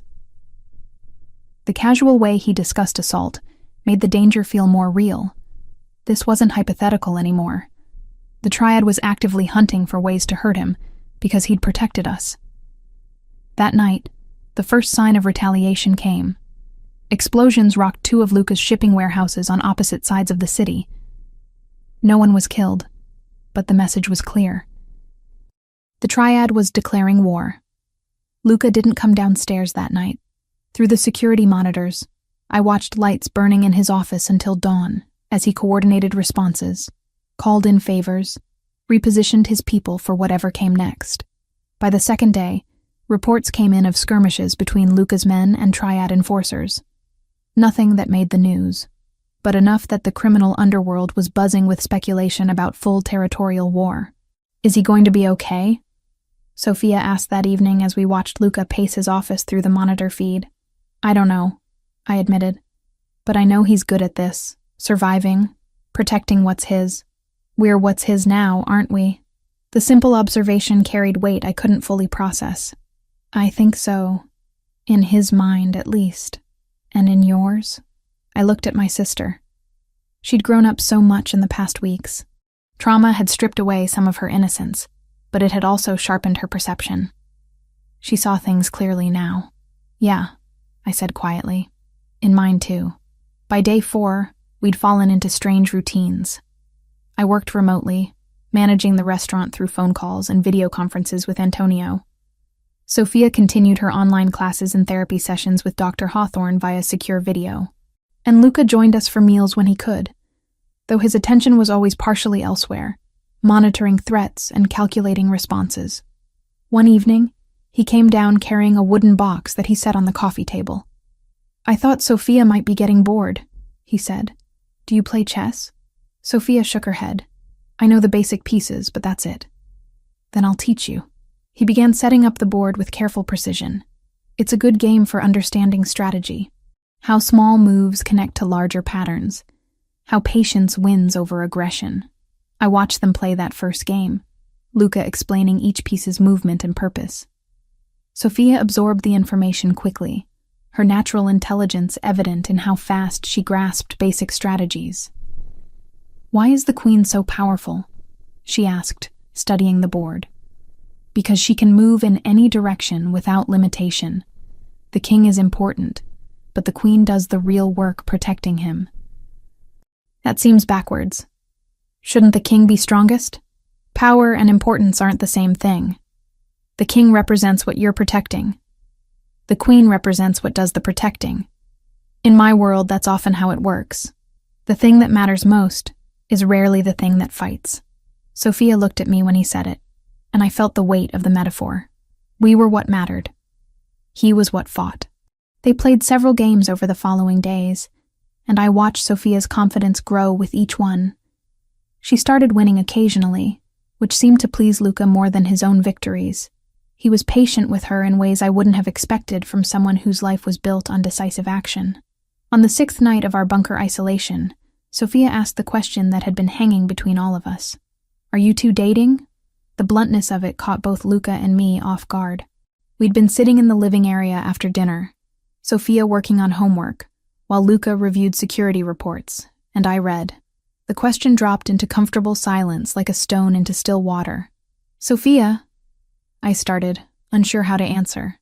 It's a simple question, she continued, looking between us. You look at each other differently than before. He comes down here more than necessary for security checks. You smile when you hear his footsteps on the stairs. So are you dating or just thinking about it? Luca set aside his tablet. Would it bother you if we were? I don't know. Maybe. You're kind of her boss, and you're protecting us, which feels weird to mix with romance. But also you make her happy, and she makes you less scary, so maybe it wouldn't bother me if you figured it out. The teenage wisdom of it made me want to laugh and cry simultaneously. We're not dating, I said carefully, because the situation is complicated. Power dynamics, as you mentioned. Gratitude mixed with other feelings. Timing that makes everything harder to parse. So you want to be dating, but you're overthinking it? Sophia translated. That's an oversimplification. Is it, though? She looked at Luca. Do you have feelings for my sister? He didn't hesitate. Yes. Romantic feelings? Like you want to be with her beyond just protection and employment? Yes. And Mia, do you have feelings for him? I met Luca's gaze across the room. His dark eyes held mine with an intensity that made my breath catch. We'd avoided this conversation for weeks, circling around it through careful distance and unspoken acknowledgement. But Sophia's direct question stripped away all the careful deflection. Yes, I admitted. I do. Then what's the actual problem? Sophia asked. You both have feelings. You're both adults. The power thing is real, but it seems like you're aware of it, which means you can work around it. So what's really stopping you? I wanted Mia to choose freely, Luca said, his voice low, without feeling obligated by everything I've provided, without gratitude confusing her judgment about what she actually wants. And I wanted to be sure what I felt was real, I added. Not just response to circumstances. Not dependence masquerading as attraction. Sophia closed her homework. Okay, here's what I think. And I'm just a 14-year-old, so feel free to ignore me. But I've watched you both for weeks now. The way you care about each other isn't about circumstances or obligation. It's about who you are as people. Luca, you don't protect us because you have to. You do it because you genuinely care about our well-being. And Mia, you don't stay because you're trapped. You stay because you feel safe with him in ways that have nothing to do with his security measures. The observation was so accurate it hurt. When did you get so perceptive? Trauma makes you notice things you'd normally miss. Also, Dr. Hawthorne talks about authentic emotion versus reactive emotion. I've been thinking about it a lot in therapy. She stood and gathered her books. I'm going to bed. You two should talk without me here. And for what it's worth, I'd be okay with you being together. He makes you happy in ways I haven't seen since before Mom died. After she disappeared into her bedroom, Luca and I sat in loaded silence. The security monitors hummed softly. Somewhere above us, the estate settled into night routines. She's not wrong, Luca said finally. About any of it. I moved from my chair to sit beside him on the couch, close enough that our shoulders almost touched. No, she's not. But that doesn't make it less complicated. What if we stopped trying to make it uncomplicated? What if we just acknowledge that this situation is messy and imperfect and probably inadvisable, but that what we feel is real anyway? Is that what you want? To be with me despite all the reasons it's difficult? He turned to face me fully, his hand coming up to cup my cheek with surprising gentleness. Mia, I've spent weeks trying to maintain distance because I thought it was the right thing to do, trying to let you choose without pressure. But watching you every day, talking to you, seeing who you are when you're not performing for safety or survival, I don't want distance anymore. I want you, however that looks, whatever complications come with it. My heart hammered against my ribs. I'm scared. Of me? Of this. Of feeling something this strong for someone whose life involves violence and danger. Of bringing Sophia into a world where explosions and retaliation are normal. Of not being able to separate gratitude from genuine emotion, even though I'm trying. Those are all legitimate fears. I can't promise you safety beyond what I'm already providing. I can't promise my world will get less dangerous. But I can promise that what I feel for you isn't about gratitude or circumstance. It's about who you are, the woman who knocked on my door at midnight with desperate courage, who rebuilt her life while protecting her sister, who negotiated with a federal prosecutor like an equal, who runs my restaurant better than anyone before her. That woman. That's who I want. Tears pricked at my eyes. You see me as more than I see myself sometimes. Then let me keep showing you what I see until you believe it. He leaned in slowly, giving me every opportunity to pull away like I had at the restaurant. But this time I didn't want distance. This time I met him halfway. The kiss was soft at first, tentative, as if we were both afraid of shattering the moment. His lips were warm and gentle, his hand cradling my face with care that contradicted everything I knew about his capacity for violence. I responded instinctively, my hands finding their way to his shoulders, feeling solid muscle beneath expensive fabric. The kiss deepened, months of restrained attraction finally given permission to exist. His other hand found my waist, pulling me closer, and I went willingly, needing the contact, the confirmation that this was real and mutual and as powerful as it felt. When we finally broke apart, both breathless, Luca rested his forehead against mine. Tell me you felt that, he whispered. I felt it. God, I felt it. No doubt? No confusion about whether it's real? I pulled back enough to look at his face. His eyes were dark with emotion, vulnerable in ways I'd never seen. This powerful, dangerous man was letting me see beneath all his careful control. No doubt, I said firmly. This is real, Luca. Maybe it's crazy and complicated and risky, but it's real. He smiled, genuine and unguarded. Then that's all I need. We kissed again, slower this time, savoring the permission we'd finally given ourselves. His hands were respectful but possessive, mapping the curve of my spine, the line of my waist. I felt simultaneously safe and electrified, protected and desired. Eventually, we separated enough to breathe, though we stayed close, my head resting against his shoulder, his arm around me. Sophia's going to ask questions in the morning, I said. Let her. I'm not hiding this. Your people will notice too. Romano, Vincent, Teresa. They'll know something changed. Good. I want them to know you're important to me. Not just under my protection, but part of my life. Is that okay? I thought about it. About what it meant to be publicly acknowledged as connected to Luca Ravellini. The scrutiny, the judgment, the danger that came with proximity to power. Yeah, I decided. It's okay. We stayed like that for a long time, wrapped in each other, the security monitors casting soft light around us. Somewhere above, the war with the Triad continued. Threats lurked in shadows. Our lives remained precarious and complicated. But in that moment, in that underground sanctuary, we'd found something worth protecting beyond just survival. We'd found each other. And despite everything, that felt like the safest thing of all. From her bedroom doorway, Sophia watched us with a small, satisfied smile. I caught a glimpse of her retreating back, saw her genuine happiness at seeing us together. For the first time since witnessing that murder, she looked at ease.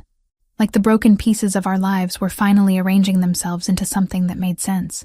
She's watching, I murmured against Luca's shoulder. I know. She's been checking on us periodically through the crack in her door for the last 15 minutes. Why didn't you say something? Because she needed to see this. To know that the adults in her life can find happiness, even in difficult circumstances. To understand that what we're building includes her and considers her. His awareness of Sophia's emotional needs struck me deeply. He wasn't just protecting her body. He was protecting her ability to trust and hope and believe in good things. I love you, I said, the words surprising me even as they emerged. Luca pulled back to look at me, his expression arrested. Say that again.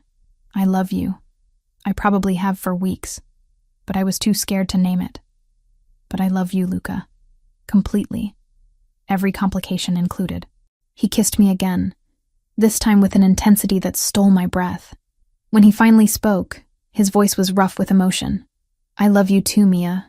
More than I thought I could love anyone again. You and Sophia, you've become everything I didn't know I was missing. We held each other in the artificial light of the bunker, building something real in the midst of chaos. Tomorrow would bring its own battles. The Triad War would continue. Threats would evolve, but we'd face them together now, not as protector and protected, but as partners, and that made all the difference. 6 weeks after that first kiss in the bunker, I woke to the sound of Luca's phone ringing at 5 a.m. We'd been sharing his bedroom for the past 3 weeks, though Sophia still occupied the guest room down the hall. The normality of it, waking up beside him, feeling the warmth of his body next to mine, still surprised me sometimes. He answered in Italian, his voice immediately alert despite the early hour.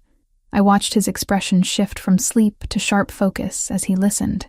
When he ended the call, he was already moving, pulling on clothes with efficient speed. What happened? I asked, sitting up. They caught him. The third man. Mexican authorities found him trying to cross the border with forged documents. He's being extradited within 48 hours. The relief that flooded through me was almost painful. All 3 of them. Sophia can identify all 3, and now they're all in custody, which means Reeves can move forward with prosecution. This changes everything. He sat on the edge of the bed, pulling on shoes. It also means the Triad's leadership will be making decisions about how to respond. They're losing a significant operation here, and they'll want to minimize damage. Is that good or bad for us? Depends on what they decide. Could go either way. He leaned over and kissed me. Quick, but genuine. Stay in the house today. I need to make some calls and meet with people. This situation is about to resolve one way or another. After he left, I checked on Sophia. She was still asleep, peaceful in a way she hadn't been 6 weeks ago. The therapy was working. The safety was working.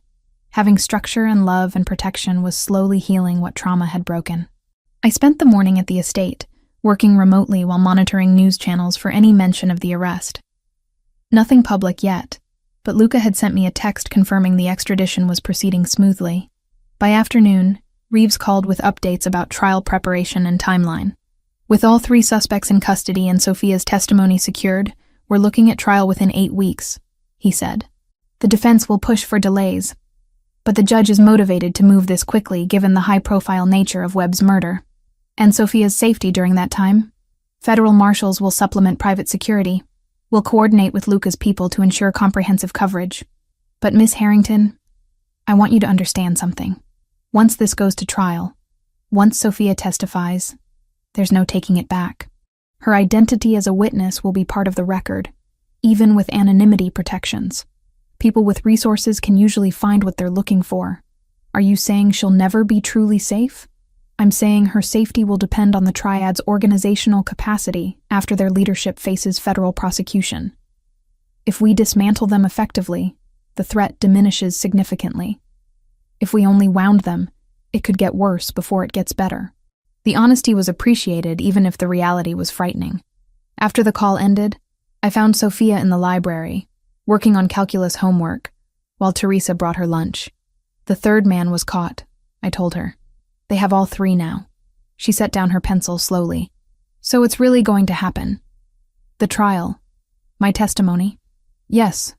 Are you ready for that? I don't know if anyone's ever ready to testify against people who kill prosecutors. But Dr. Hawthorne says I'm psychologically prepared, and I want them punished for what they did. Not just to Mr. Webb, but for chasing us, for turning our lives upside down, for making me too scared to sleep for weeks. The anger in her voice was healthy, according to Dr. Hawthorne. Better than fear or helplessness. It meant she was reclaiming agency over her own story. We'll get through it, I promised. Together. That evening, Luca returned looking worn in ways that had nothing to do with physical exhaustion. He pulled me aside before dinner, his expression serious. I received a message from the triad's remaining leadership. They want to meet, discuss terms for de-escalation. That sounds positive. Maybe. Or it's a setup for retaliation. Either way, I have to go. This is how these things get resolved. Through direct conversation between leadership. Fear spiked through me. When? Tomorrow night. Neutral location, public enough for safety but private enough for sensitive discussion. I'm bringing Romano and Vincent. They're bringing their own security. There are rules for these meetings, protocols both sides honor. What if they don't honor the protocols? His jaw tightened. Then it becomes a different kind of meeting. But that's unlikely. They're weakened right now. They need peace more than I do. The question is, what they're willing to offer to get it. The next evening felt endless. Sophia and I had dinner without Luca. Both of us too anxious to eat properly. Teresa tried to distract us with stories about her grandchildren, but nothing could fully alleviate the tension of knowing Luca was meeting with people who'd tried to kill us. At 9:30, headlights swept across the front windows. I heard car doors, voices, footsteps. Then Luca entered the house with Romano and Vincent flanking him. His expression was cold in ways I'd never seen before. Not angry exactly, but something harder and more dangerous. Is Sophia asleep? He asked without preamble. In her room. What happened? Conference room. Now. I need you to hear this while I still have clarity. The conference room was off his main office, a space used for business meetings I was rarely part of. Romano and Vincent were already there when we entered. Luca closed the door and stood at the head of the table, hands braced against the surface. The meeting went as expected initially, he began. They proposed cessation of hostilities in exchange for reduced testimony from Sophia. They wanted her to identify only the triggerman, not the other 2. Said it would be in everyone's best interest to limit the scope of prosecutions. You said no, I guessed. I said Sophia's testimony wasn't negotiable. That she'd testify to everything she witnessed, identify everyone involved, and cooperate fully with federal prosecution. They didn't like that answer. What did they do? His eyes met mine, and I saw something in them that made my breath catch. The leader, a man named Jian Shu, suggested that if Sophia's testimony couldn't be limited, perhaps Sophia herself could be. He called her a loose end that needed resolution. The room went silent. The casual way Luca relayed it didn't hide the threat underneath. "What did you say?" My voice came out steadier than I felt. I made it clear that any action against Sophia, any threat to her existence or well-being, would result in total war. Not skirmishes or targeted hits. Complete dismantling of every triad operation in this region. I listed their businesses, their properties, their key personnel. Made it clear that I have the resources and intelligence to destroy them utterly if they pursue this path. Romano spoke up. Boss was very convincing. Left no room for misunderstanding. "How convincing?" I asked, though I wasn't sure I wanted the answer. Luca straightened. Jianshu pushed back. Said I was protecting one witness at the expense of peace. I explained that Sophia isn't just a witness. She's family under my protection. That attacking her would be attacking me directly, which has consequences he couldn't afford. And then he made a mistake. He laughed and said family was just a word. That I'd give her up eventually when the cost got too high. So I showed him what the word actually means to me. The way he said it made my skin prickle. "Luca, what did you do?" I broke his hand. Not all the bones, just enough to make the point clear. His security moved, my security moved. It could have escalated into real violence, but Jinshu called them off. He understood finally that this wasn't negotiation with flexibility. This was me drawing a permanent line. I stared at him, trying to process what I was hearing. The man I loved had just casually described breaking someone's hand to prove a point about protecting my sister. The meeting ended there, Romano added. But the message was delivered. The triad knows that Sophia is untouchable, that any move against her brings down their entire operation. Will they honor that? I asked. They'll have to, Luca said, because I also made calls after the meeting. I have allies in the Russian organization, connections with the Albanians, even some understanding with Cosa Nostra. I made it known that Sophia Harrington is under collective protection, that anyone who harms her makes enemies of multiple organizations simultaneously. The triad can't afford that kind of unified opposition. The scope of what he'd done, the power he'd leveraged, the violence he'd committed, it all crashed over me at once. This was the reality of his world, not the careful control he showed at home or the patience he demonstrated with Sophia. This was the brutality that kept him powerful and feared. I need air, I said, standing abruptly. Mia, just give me a minute. I left the conference room and went to the back terrace, breathing in cold night air that did nothing to settle the chaos in my chest. I heard the door open behind me but didn't turn around. I know what you're thinking, Luca said quietly. Do you? Because I'm not sure I know what I'm thinking. You're thinking that you just saw who I really am. That the violence you knew about abstractly is now concrete and disturbing. That you're questioning whether you can actually live with someone capable of breaking bones to make a point. The accuracy hurt. Am I wrong to think those things? No. You'd be foolish not to. He moved to stand beside me, both of us looking out at the dark grounds. I won't apologize for what I did. Jianshu threatened your sister. He laughed about it. He needed to understand that some threats have immediate consequences. You could have just walked away, ended the meeting, and let him think the threat was viable, that he could keep testing boundaries until he found an opening. No. The only language that works in my world is decisive action. Hesitation gets people killed. I turned to face him. I don't want Sophia growing up thinking violence is the answer to everything. Neither do I. Which is why I don't expose her to this side of things. Why I'm careful about what she sees and hears. But Mia, she's already been exposed to violence. She watched a man die. She's been hunted by killers. Pretending my world is gentle won't protect her from realities she already understands. There has to be limits, though. Lines you don't cross. There are. I don't harm innocents. I don't use violence for pleasure or ego. I don't target families or children. But people who threaten what I protect? People who laugh about hurting a 14-year-old girl? For them, I have no mercy. The conviction in his voice was absolute. This wasn't a man struggling with moral ambiguity. This was someone who'd made peace with his choices and their consequences. Tell me about your code, I said. The rules you actually follow. He was quiet for a moment, considering. I protect those under my care absolutely. I honor agreements made in good faith. I don't lie to people I respect. I use violence only when necessary. But when necessary, I use it completely. I don't pretend to be something I'm not. And the things you've done that keep you up at night, there are some. Decisions I'd make differently with hindsight. People I've hurt who didn't deserve it. But regret doesn't change the past, and my world doesn't allow for excessive introspection. You move forward, or you die. I leaned against the railing. I knew who you were when I knocked on your door. I knew what kind of man I was asking for help. But knowing abstractly and seeing concretely are different. Yes, they are. So what now? Are you leaving? The question hung between us. He wasn't trying to convince me to stay. Wasn't making promises about changing or being different. He was simply asking if I could accept the totality of who he was. I thought about the past several weeks.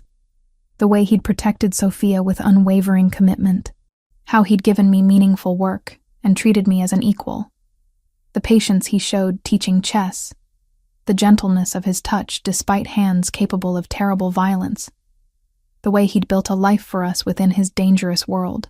No, I said finally. I'm not leaving. Even knowing what you know now, especially knowing what I know now, because I understand that the violence isn't who you are. It's what you do to protect what matters.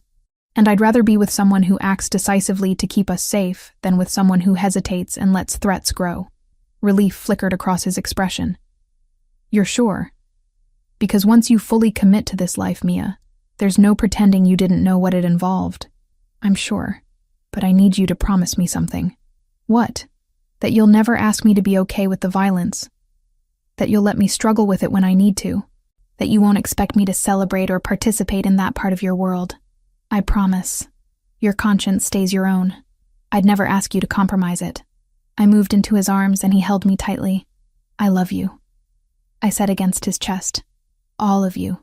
Even the parts that scare me. I love you too. More than I knew I could love anything. His voice was rough. Thank you for staying. We stood like that for a long time, the cold air wrapping around us while we held each other. The next day would bring its own complications. The trial would proceed. Life would continue in all its complicated reality. But we'd face it together, with clear eyes about who we were and what we'd accepted. When we finally went back inside, Sophia was waiting in the hallway. She'd heard enough through the door to understand what had happened. Is everything okay? She asked. Luca knelt to her level. Everything is okay. You're safe. The triad won't bother you again. You have my word. Because you hurt someone? He didn't lie to her. Yes, because I made it clear that hurting you has consequences they can't afford. She processed this with the seriousness it deserved. Thank you for protecting me, even when it means doing hard things. Always, Sophia. That's what family does. She hugged him then. This 14-year-old who'd seen too much and understood too clearly. And I watched the most dangerous man I'd ever known hold my sister with infinite gentleness, and knew I'd made the right choice. This was our life now. Complicated and imperfect, and built on foundations most people would never understand. But it was ours, and it was real, and it was worth everything it took to protect it. 8 weeks after the confrontation with the triad leadership, I stood outside the federal courthouse watching Sophia walk up the steps beside Luca.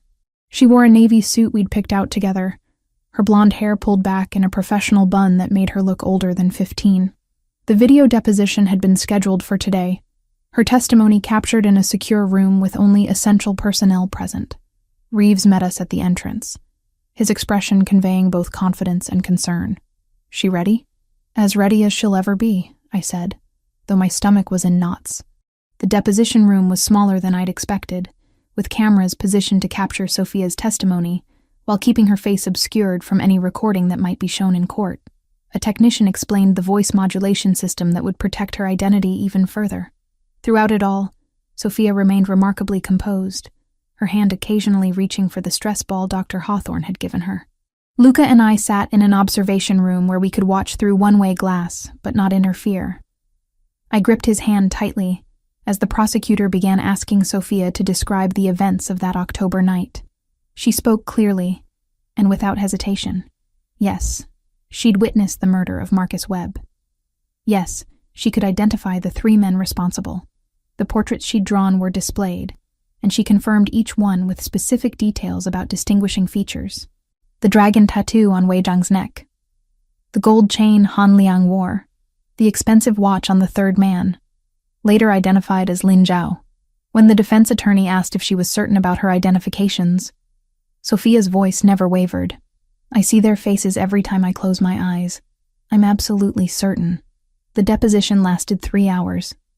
By the end, Sophia looked exhausted but satisfied. She'd done what needed to be done, and she'd done it with courage that made me impossibly proud. The trial itself proceeded quickly by legal standards.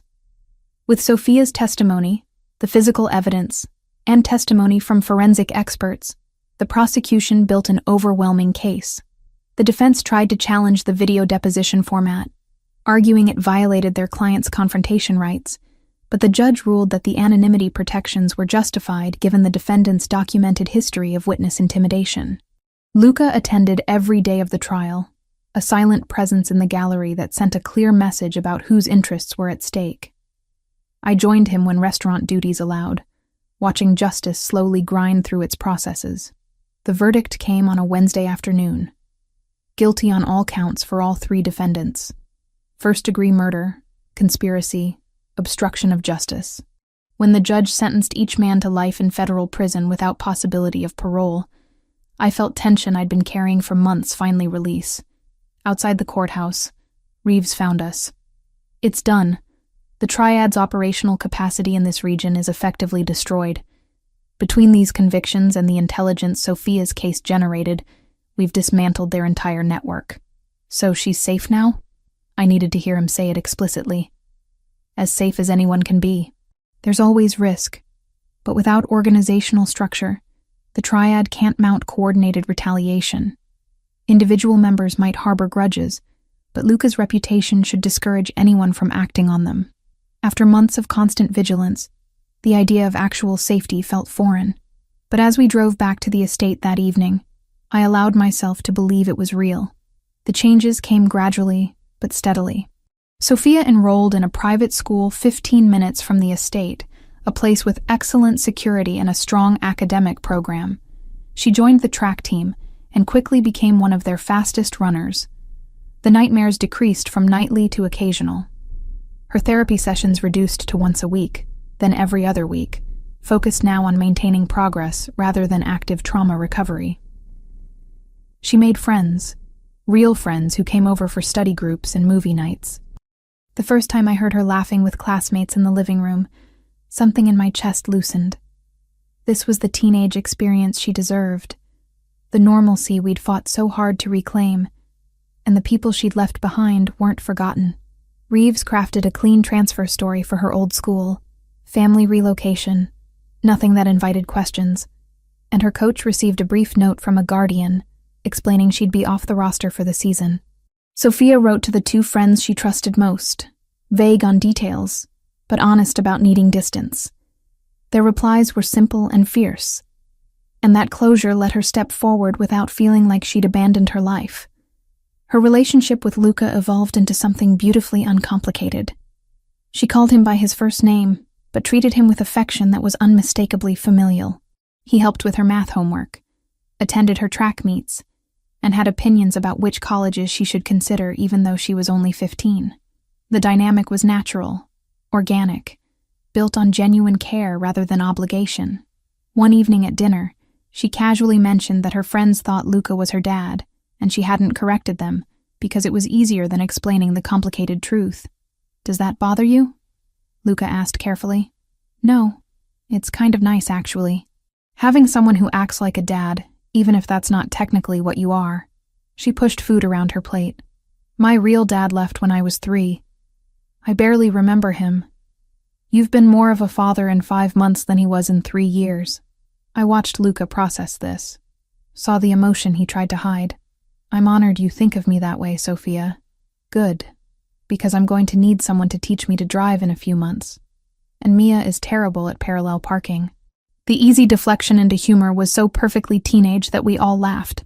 My relationship with Luca became public knowledge gradually. First among his immediate staff, who noticed us arriving together, leaving together, the casual intimacy of long-established couples. Then among his business associates, who saw us at restaurants and social functions as a clear unit. Finally among the broader organization, where the news that Luca Ravellini had a serious relationship spread through networks I'd never fully understand. The reactions were mixed but largely accepting. Some of his older associates were skeptical about me, this outsider with no family connections or criminal pedigree. But my success with Bella Vista earned grudging respect. Numbers spoke louder than bloodlines in business circles. The restaurant had become the most profitable property in Luca's legitimate portfolio. Revenue had increased 43% under my management, and we'd earned a coveted review in a major food magazine praising both Antonio's cuisine and the impeccable service standards I'd implemented. Luca took obvious pride in showing the article to people, as if my success reflected his good judgment in trusting me. 6 weeks after the trial, he asked me to meet him at the restaurant after closing. I found him in the office reviewing papers spread across the desk. "Come look at this," he said, gesturing me over. The documents were legal contracts, dense with terminology I didn't fully understand. But I caught the essential points: partnership agreement, equal ownership, profit-sharing arrangements. My name beside his on official business registration forms.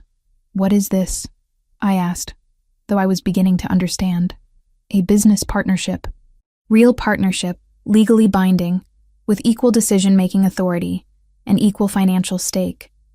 Bella Vista would be ours jointly, not mine with you as employee." I stared at the papers. "This isn't a small gesture, Luca. This is significant financial commitment."